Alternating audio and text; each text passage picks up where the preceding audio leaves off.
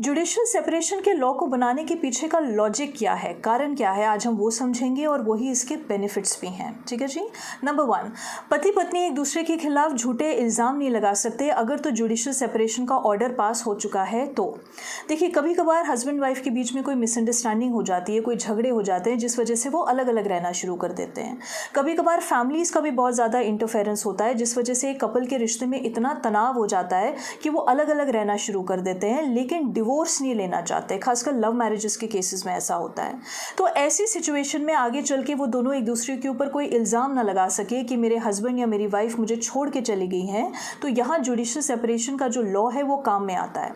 तो आप खुद ही कोर्ट को इन्फॉर्म कर रहे हैं कि हम पति पत्नी एक दूसरे से अलग रहना चाहते हैं, इन कारणों की वजह से अलग रहना चाहते हैं, और आगे चल के हमारे बीच में जो भी समझौता होगा हमारे रिश्ते को लेकर वो कोर्ट को इन्फॉर्म कर दिया जाएगा। ठीक है जी।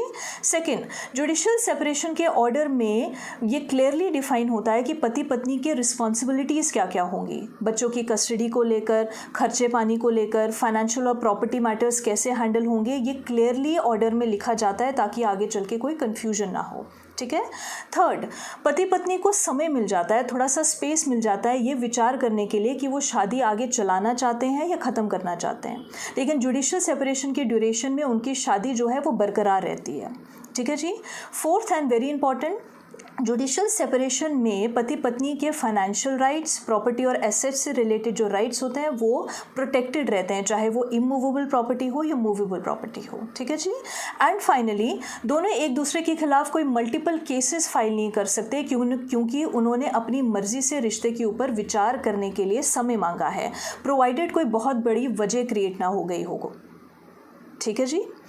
अब जिन्होंने मेरे पिछली 2 वीडियोस नहीं देखी है जुडिशियल सेपरेशन के ऊपर, पहले मैं उनसे रिक्वेस्ट करूंगी कि आप वो वीडियोस देख लीजिएगा, उसके बाद ही आपको समझ में आएगा कि आज का वीडियो हमने क्यों बनाया है। चलिए, प्रणाम।